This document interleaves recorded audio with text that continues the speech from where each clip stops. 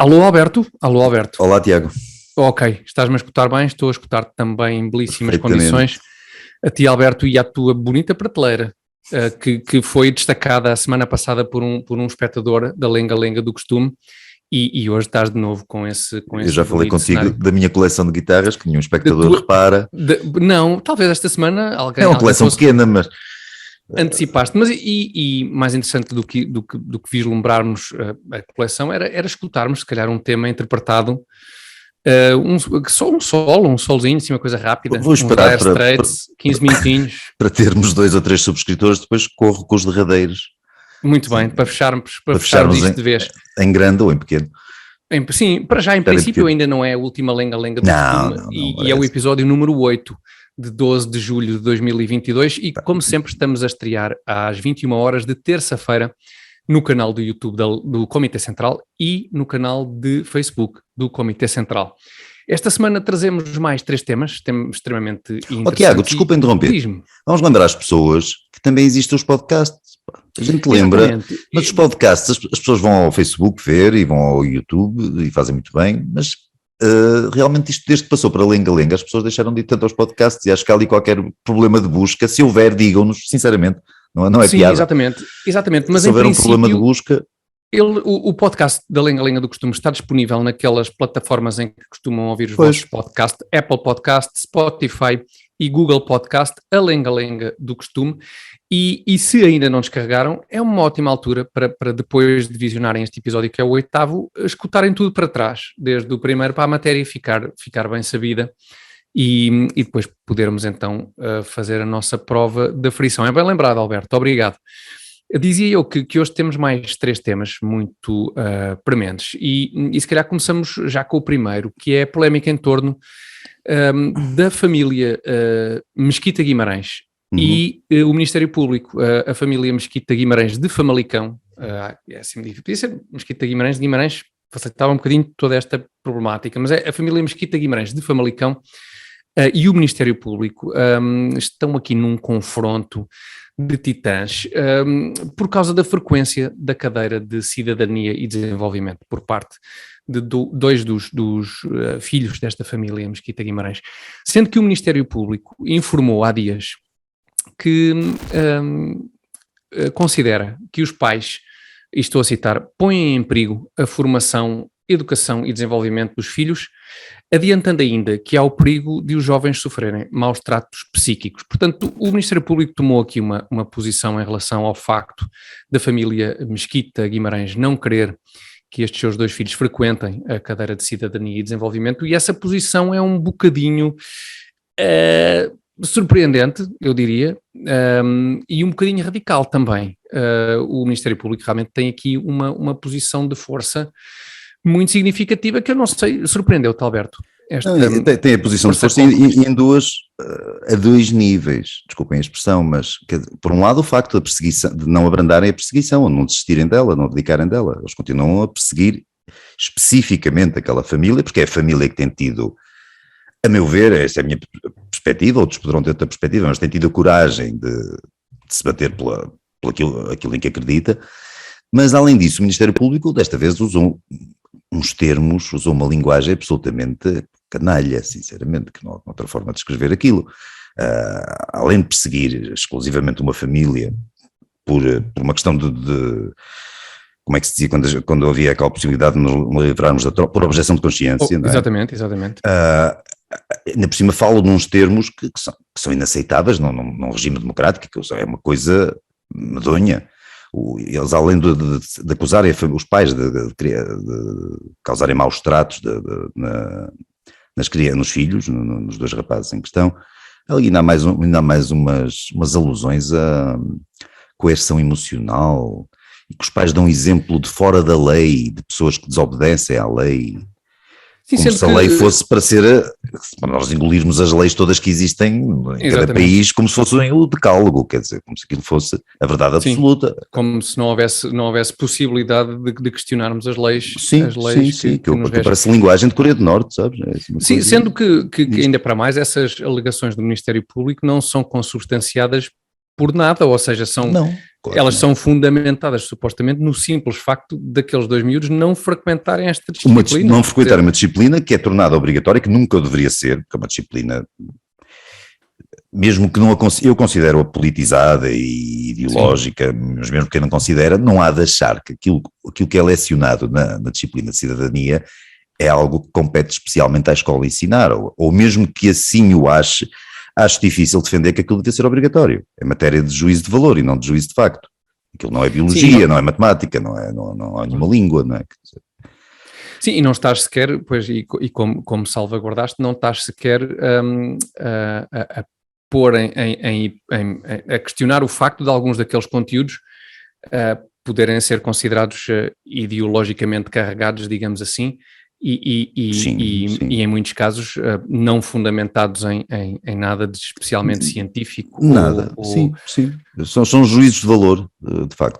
Pois, exatamente, e a questão é se de facto compete à escola transmitir esse tipo de valor às crianças ou não, ou se esse é um trabalho Tiago, eu reconheço que em algumas disciplinas é impossível se calhar evitar o professor em causa ou o criador do programa, do currículo, transparecer algum juízo de valor, alguma subjetividade. Agora, há aqui o tentar, o mais possível. E este tipo de programas não tenta nada, este tipo de programas despeja ideologia, juízo de valor e opinião em cima dos miúdos. Sim, é quase impossível, na generalidade das cadeiras, ou pelo menos na maior parte delas, elas estarem totalmente desprovidas fechadas, não é? de uma ideologia, pelo menos em termos, ideologia entendida em termos um bocadinho mais latos, digamos assim. Porque, na matemática, quando estás a ensinar, sei lá, somatórios ou coisas assim, em princípio, sim. A não ser que seja malta adepta daquela questão do 2 mais 2 poder ser igual a 5, em princípio... Pronto, mas se eles acharem isso, acho que não deviam ser professores de matemática, pronto, é melhor ir para outra área. Pois é isso. E se calhar nesse caso, para esse tipo de adepto dessas contas esquisitas que não deveria ser professor de matemática, se calhar alguns destes conteúdos, por também estarem de alguma forma contaminados por questões ideológicas laterais a qualquer questão que possa ser considerada mais ou menos científica, se calhar então também não deveriam constar dos currículos da escola. Houve uma questão que me chamou em especial a atenção, Alberto, acho que também vais querer comentar isso, que é aquilo do Ministério Público ter de alguma forma sugerido, mais do que sugerido, pareceu-me, que estes 2 filhos da família Mesquita Guimarães fiquem à guarda da escola, não é? É assim, não é? Para além dos termos do texto das alegações do Ministério Público, o propósito final, o objetivo é esse, é que se os pais não cederem, ficam sem os filhos durante o ano letivo. Mas o que é esquisito por vários motivos. Sim, o que me parece mais esquisito é que a escola podia oferecer-se era para ficar com os putos à guarda durante as férias, que isso é que dá um jeitão aos pais. Durante o período letivo não faz assim grande diferença. Faz tanta diferença. Mas se o Ministério Público quiser passar uma lei só aqui para casa, para a escola ficar à guarda de putos durante as férias, nós agradecemos. Depois fez-me lembrar um pouco também um documentário que uma vez vi, creio que relativo, não sei se era ao Japão ou à Coreia do Sul, mas que mostrava que durante determinadas épocas de exames e assim, as crianças, desde uma idade muito tenra, ficavam de facto na escola, passavam vários dias na escola. Dormiam na escola e tudo? Exatamente, sim. Eu não sei se isso é comum a todas as escolas, ou no Japão ou na Coreia do Sul, mas pronto, pelo menos o documentário indiciava isso. Eles levavam uma mochilinha, uns sacos de cama, e durante aquele período, que eu acho que era um período especial de avaliação, os meninos ficavam efetivamente, era uma espécie de colónia de trabalho, não era tanto colónia de defesa, mas colónia de trabalho. Com autorização dos pais e com consenso dos pais, não é? Isso sim, mas lá está, à guarda da escola, porque eu não sei como é que também, neste caso, o Ministério Público esperava que a escola até se organizasse, não é? Para não sei se... Eles citam o próprio diretor da escola, que deveria ser uma espécie de tutor dos miúdos durante o ano letivo, ou seja, o homem, e coitado... ficava a viver na escola também? Ou viver na escola ou levar os miúdos para casa.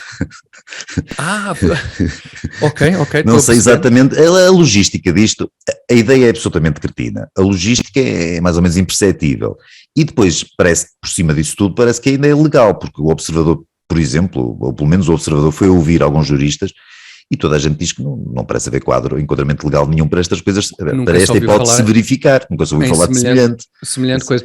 Sendo que há ainda outro problema que agora me ocorreu, que é, se nem para as aulas propriamente ditas se arranja professores, quanto mais para, acho eu, deve ser ainda mais difícil arranjar professores para tomar depois conta das crianças. Para tomar conta depois dos miúdos, sim. Fora do tempo de aulas, não sei.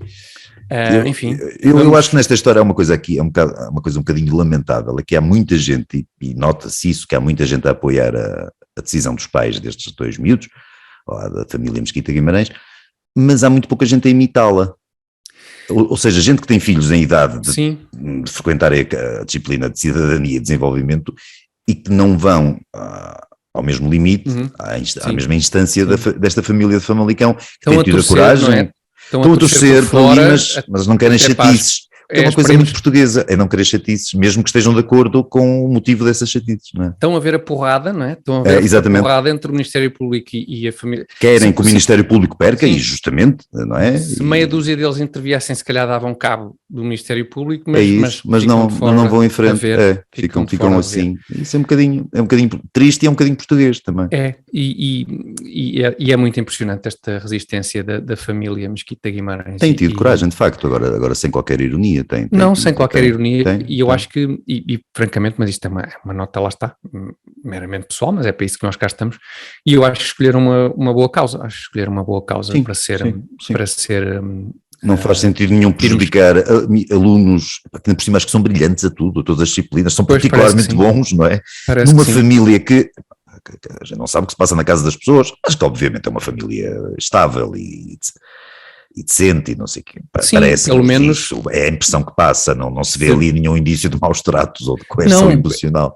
Até seria de esperar que se houvesse algum indício ele tivesse vindo a público, porque até ultimamente, infelizmente, têm vindo a público tantos casos de famílias e crianças que estavam sinalizadas. Que o Estado muitas vezes deixa andar, não é? Exatamente. Em casos realmente graves, não é? Exatamente, casos em relação aos quais acaba por não ser tomada nenhuma medida concreta e depois acabam em desgraça. E às vezes com desfecho trágico. Sim, portanto trágico, é pouco provável que esta família tenha em alguma circunstância sido sinalizada. Eu não sei o que é que os senhores falam, a família fala ao jantar ou isso, que nem me interessa, mas se há, em termos de impressão que passa cá para fora, é evidente que não há uma família que passe uma imagem de desagregação, até porque um dos miúdos, o mais velho, já se pronunciou em público e disse que estava totalmente de acordo com os pais, também era uma decisão dele, e o miúdo mesmo menor...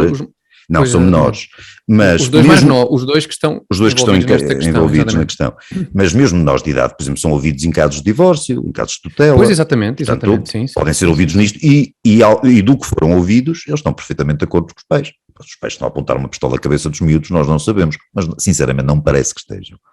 Não é a imagem que passa, não é uma família típica de um quadro de desagregação e de... Não parece ser, de facto. Não parece ser. Vamos continuar a acompanhar esta situação, certamente, até porque penso que agora em setembro é que haverá novidades. Parece que foi adiada agora a decisão. Sim, até porque os casos das famílias podem até ser extremamente graves e perigosos para as crianças, mas há que fazer férias, as autoridades têm que fazer férias, por muito grave que seja o caso e por muita violência de que as crianças sejam alvo, férias, isso não pode deixar de fazer. O problema do adiamento para setembro é deixar esta família em alguma inquietação, imagino eu, mas claro, há o outro lado da questão, ao mesmo tempo, quantas famílias realmente complicadas e com crianças em situação de real perigo, veem as suas decisões ou adiadas para setembro, às vezes adiadas para nunca, até um dia aparecer, como apareceu outro dia uma menina, menina que foi morta por causa de uma... nem dá para qualificar aquela situação, não é? Mas, pois é isso. Vamos continuar a acompanhar este caso, que certamente terá novidades muito em breve, e vamos, ainda antes de passarmos ao nosso segundo tema, lembrar que a Lenga-Lenga do Costume tem, como sempre, o apoio do fabuloso Azeite Talismã e que os nossos espectadores e ouvintes podem também apoiar a Lenga-Lenga do Costume, tornando-se patronos da Lenga-Lenga em patreon.com/Comitê Central. Nós voltamos já para o segundo tema da semana. E cá está o segundo tema da semana da Lenga-Lenga do Costume.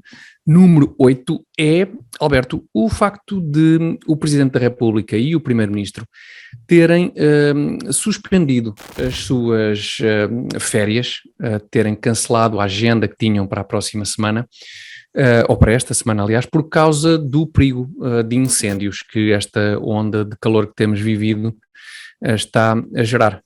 Parece haver aqui uma ligeira mudança na atitude de Marcelo Rebelo de Sousa e António Costa em relação especificamente a esta situação dos incêndios, mas em geral...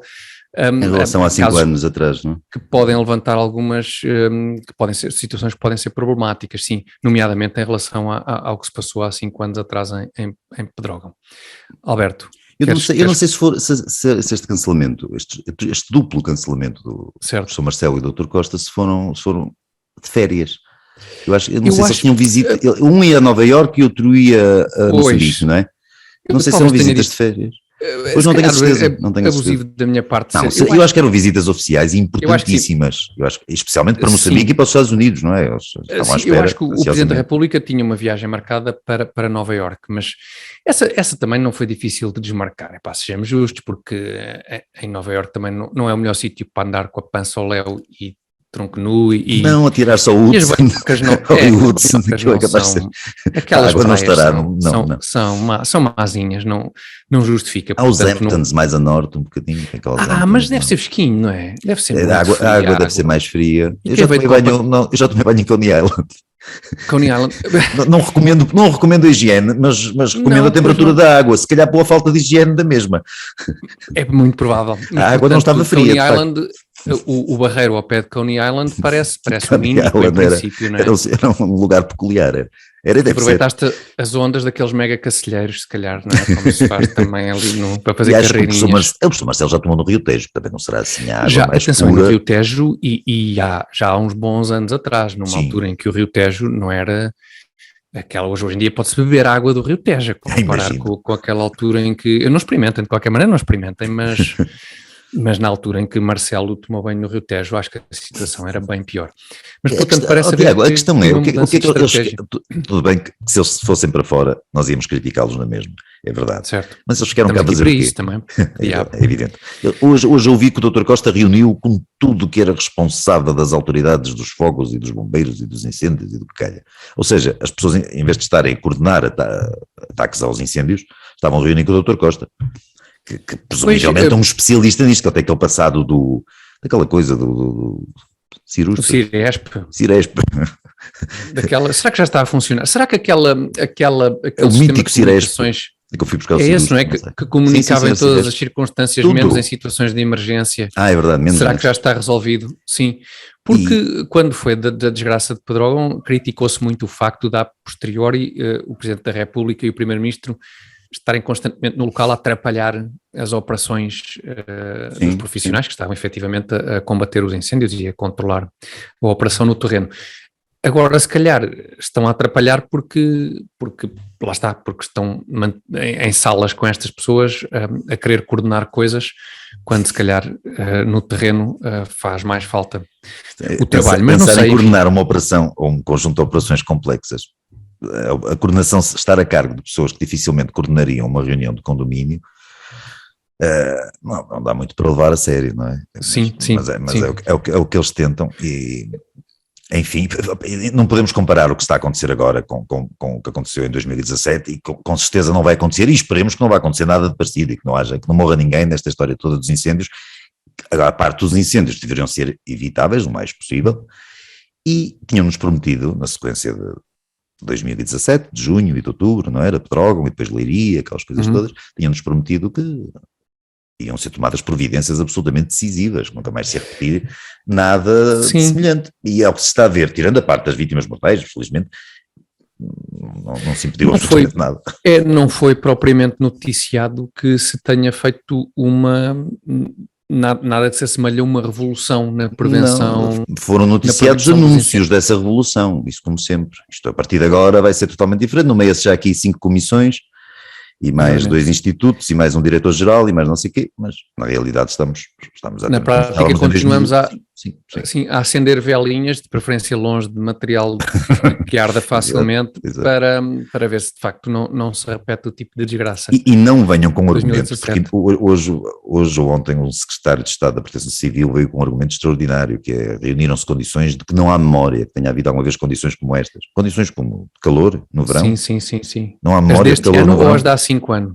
Pois, primeiro, há 5 anos reuniram-se condições que não seriam, de certeza, menos propensas a incêndios do que este ano.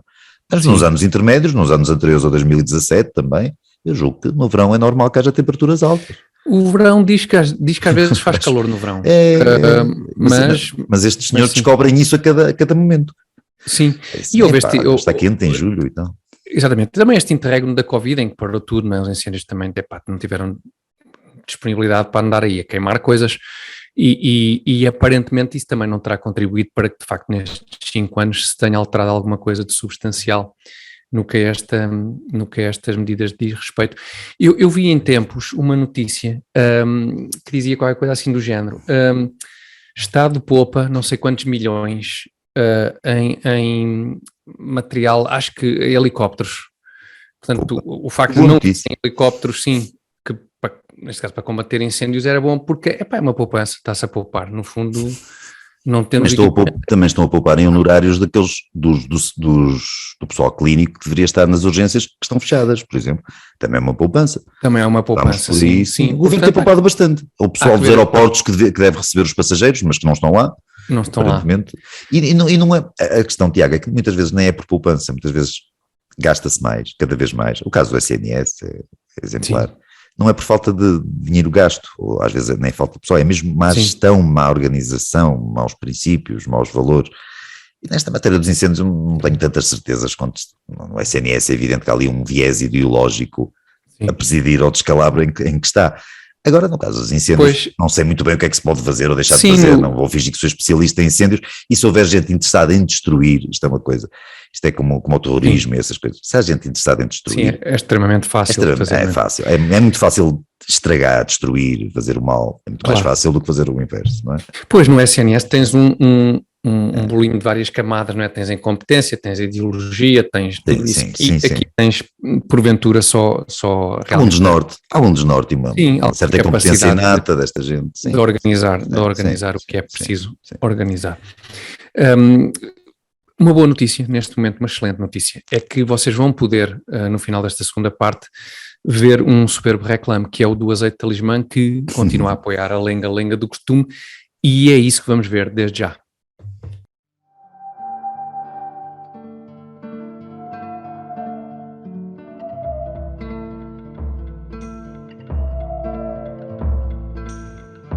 Campo Sábio, ninho de raízes escolares, tu que vês fonte em cada socalco vivo, tu que há tanto hospedas a grande ousadia desta pequena árvore, deixando-a crescer escondida, sentindo-a maturar ao sol, lembra-te como no seu fruto abunda um néctar que alumiou dinastias e condados, serviu impérios e califados, nutriu nobres e pastores, saltibancos e trovadores.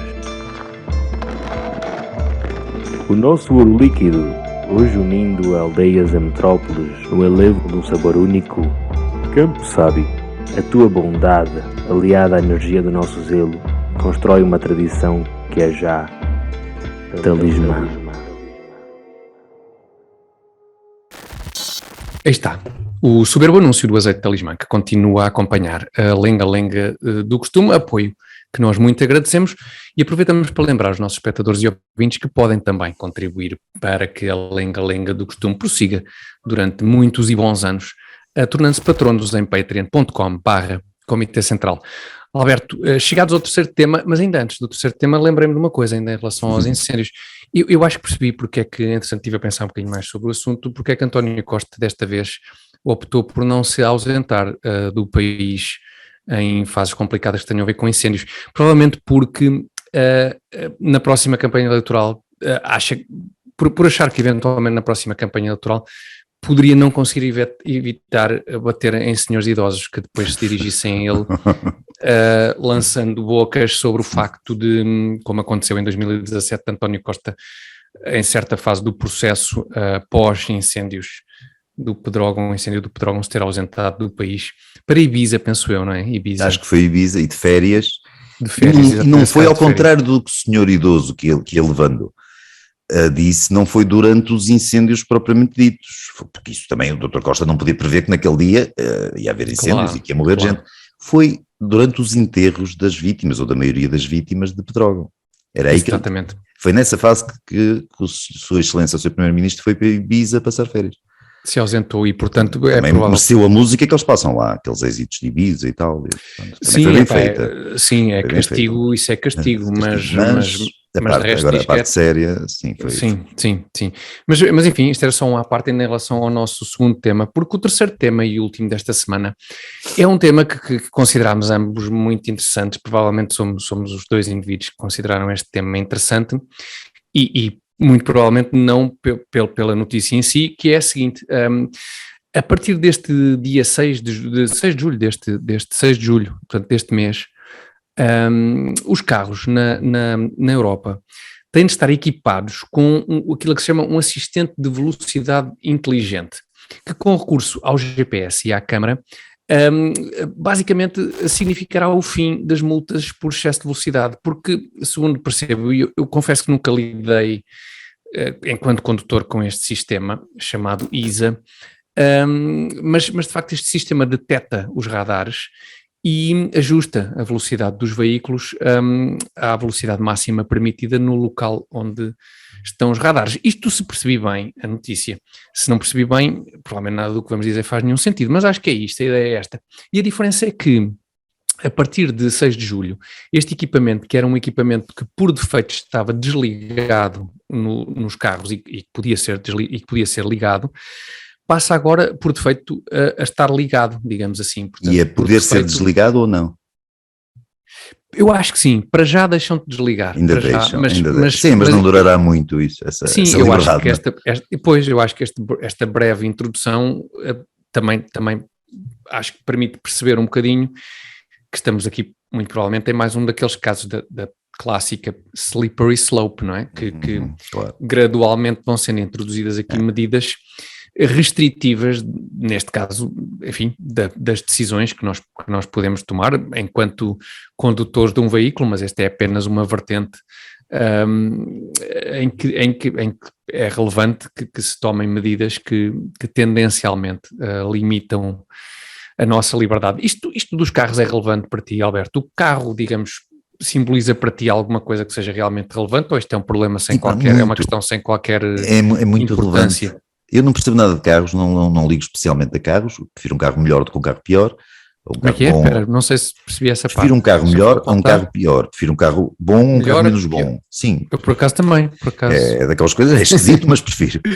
Pois é. Não, há malta que é diferente. Há malta que é diferente. Sim, que até prefere um carro pequenino, podendo ter um carro maior. Eu não gosto de carros grandes. Carros... Mas isso é parvoíce. Eu não gosto de coisinhas pequeninas e tal. Não tenho o carro dos sonhos, mas também não tenho assim grandes sonhos com carros, confesso, e não conheço os modelos. Não sou aqueles tipos que sabem identificar 99% dos modelos da Mercedes. Desde os 14 anos que já não sei, sim, exatamente. Pois, e eu também sabia mais de acompanhar, sim. Havia menos modelos em Portugal, diga-se. Pois é capaz que sim. E não havia internet, tinha que estar entretido com alguma coisa. Exatamente. E, portanto, não sou assim, mas acho que o carro, em matéria de símbolo de liberdade individual e da pessoa poder dar destino à sua vida, mesmo da forma mais comezinha, cotidiana, acho que é muito importante. E isso moldou a sociedade ocidental. E no caso, por exemplo, da sociedade americana, de países que têm outra vastidão e fizeram outras estradas e tal, até da alemã, por exemplo, isso tem uma importância ainda maior. Em Portugal, só há poucos anos é que temos estradas mais ou menos transitáveis, porque antigamente não tínhamos. Sim, o facto de sermos um país pequeno também provavelmente não nos dá mesmo essa ideia da dimensão, sim, e da importância que o carro, não é o carro especificamente, o transporte particular pode ter. Pois, temos aqueles maluquinhos, muitas vezes são maluquinhos, muitas vezes há ali muita má fé e hipocrisia, aquela gente que diz, eu sempre que posso uso transportes públicos, só uso o carro quando saio de casa, quando vou levar os miúdos à escola, quando vou ao supermercado, quando vou para o trabalho, exatamente, só uso o carro em situações muito excepcionais, de resto ando sempre transportes públicos, ou seja, nunca. Claro, nunca. Uma vez em 2003. Mas porque efetivamente, para quem tem uma vida com uma rotina que que está em torno dessas atividades.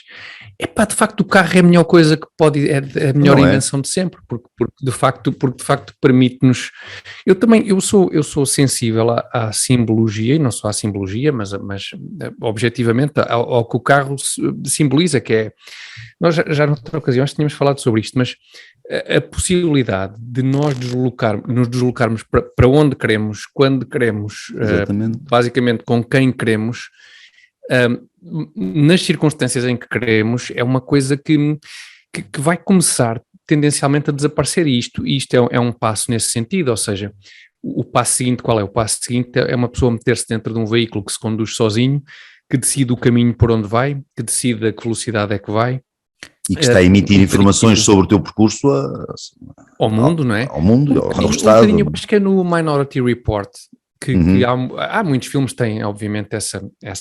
Sim, mas essas histórias do Philip K. Dick, não é? Exatamente, sim. Em que, de facto, acho que até numa determinada fase do filme esse simbolismo é muito evidente, porque creio que a personagem do Tom Cruise tem que fugir da cidade, e a cidade é uma cidade toda ela servida por carros automáticos, onde a pessoa se põe dentro de uma coisa que se assemelha a um carro e que se guia sozinha. Mas a pessoa não tem qualquer poder de decisão nisso. Apenas... Exatamente. E a certa altura há a necessidade de sair, que ele tem de fugir dali, e ele mete-se no que é uma coisa mais parecida com um carro como o conhecemos, em que tem a autonomia de decidir o que é que pode fazer e para onde é que quer ir e neste caso quer ir sozinho, que não quer que o persigam, não é? E portanto eu acho que eu acho que este tipo de notícias, acho que a esmagadora maioria das pessoas é totalmente indiferente a este tipo de notícias, mas eu confesso que me incomoda bastante. Eu acho que em Portugal essas notícias até são bem-vindas por muita gente, e não é gente especialmente ligada ao ambiente ou à ecologia, é aquela mentalidade portuguesa de ainda bem que vai haver uma lei a restringir-me. E depois não sabem responder à pergunta, mas porquê é que você não restringe a velocidade por decisão própria? Sim, é verdade. É mais fácil haver uma lei que me controle. Os portugueses adoram leis que os condicionam. Sim, isso sim, mas obviamente que há aqui um apelo que diz muito à generalidade das pessoas, que é o apelo do eventual acréscimo de segurança que isto traz, digamos assim. Mas esse eventual acréscimo de segurança não vem sem um custo associado, não é? E o custo associado é o facto de cada vez mais em coisas do nosso dia-a-dia nós não termos margem de manobra para tomar decisões. É o velho equilíbrio entre segurança e liberdade. Tu, se queres apostar numa, vais prejudicar a outra. E vais que limitar define a em outra. grande medida a diferença entre a Europa e os Estados Unidos, não é? Onde ainda vai definindo, sim. Esperemos que os Estados Unidos que vençam o lado bom. Vamos ver porque aquilo... esperemos que continue a haver o ali uma guerra, não é? Uma guerra grande, sim. Pelo menos em metade dos Estados Unidos vencerá, seja lá o que isso quererá dizer no futuro. E acredito também na outra parte também serão maioritários, sim. Não fazem tanto barulho, mas não. Pois, mas de facto é essa dicotomia entre segurança e liberdade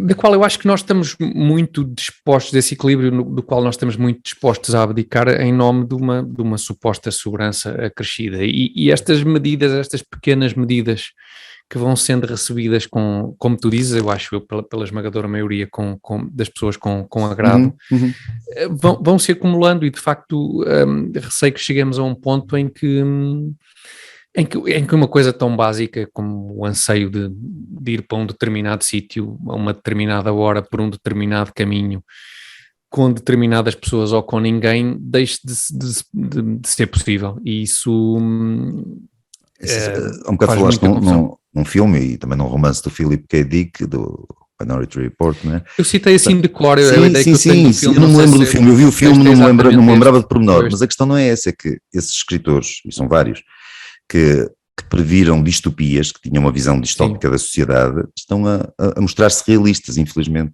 Sim. Estão a acertar nas previsões. O mundo está a caminhar para... Com um inconveniente, eu acho, não sei se estás de acordo, é que normalmente nessas distopias, tudo isto, quando aparece, é claramente mau, ou seja, o mundo é feio, não é? Isto não é apresentado. Ou pelo menos quando nós líamos essas obras, ouvíamos esses filmes, encarávamos-lo assim, sim. Sim, mas o 1984, o Orwell, É apresentado como uma coisa absolutamente repugnante, um mundo repulsivo. Sim. Esses futuros distópicos, normalmente, desses filmes são feios, o mundo é feio, é verdade. A realidade... E é o problema, eu acho que o que é mais grave no mundo real, não é? É que a aparência é ótima. A aparência é ótima.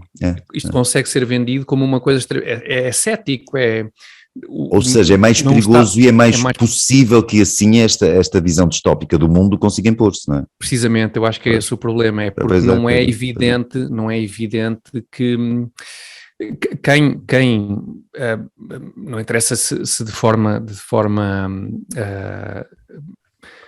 objetivamente a limitar as nossas liberdades ou não, mas quem toma estas decisões consegue vendê-las, entre aspas, de uma forma que não causa repugnância nenhuma às pessoas, pelo contrário, não é? Não é feio. Há pelo menos uma quantidade deprimente de pessoas a aplaudir as medidas que lhes vão limitar a liberdade de movimentos, a liberdade, ponto, não vale a pena. Sim, e as pessoas não se importam de abdicar dessa liberdade, lá está, em nome da segurança, da tal segurança, esquecendo-se que, no fim de contas, vamos morrer todos. A diferença é que podemos viver o tempo que nos resta até ao fim, pode ser vivido em liberdade ou não. A segurança a desfrutar alguma coisa e com alguma dignidade. Eu acho que a segurança é um valor que deve ser tido em conta em situações absolutamente dramáticas e limite. Não se deve viver sempre só com a obsessão da segurança a propósito de tudo. Aquela coisa da gente procura no Google, entre aspas, sei lá, a expressão não sei o que faz mal, não sei o que causa doenças, e encontra milhões de coisas que fazem mal e causam doenças e provocam cancro e matam e etc. Pois, porque tudo faz mal, as pessoas estão assustadíssimas. Com tudo, não é? Sim, a única forma de estar realmente a salvo de tudo isso é falecer e vai acabar por acontecer. E acaba por acontecer, se as pessoas tiverem paciência, acaba por acontecer. Acaba por acontecer, não é de toda uma solução que eu proponha, porque é só terem paciência, não vale a pena estar a precipitar isso. E enquanto não chega esse momento, era giro que conseguíssemos, isto fosse um bocadinho menos aborrecido, mais divertido. Sim, não é? mais divertido, pudéssemos tomar algumas decisões por nós próprios e poder fazer mais ou menos algumas coisas que nos apetece. Alberto, se estiveres de acordo, eu acho que é com esta mensagem positiva que vamos acabar a lenga-lenga do costume número 8. Mais um final otimista. Isto é uma tradição que já vinha do Comitê Central, de facto. Nós acabamos sempre sim, mas uma alegria. Nós somos... Tu não te considerarás um conservador, mas nestas questões, infelizmente, hoje em dia, esta posição que poderia ser libertária, noutros aspectos...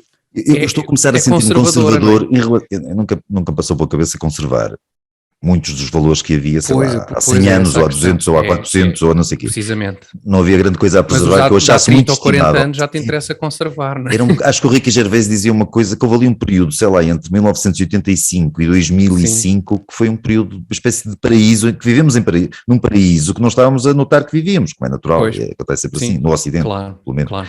E realmente havia uns 20 ou 30 anos que foram muito bons.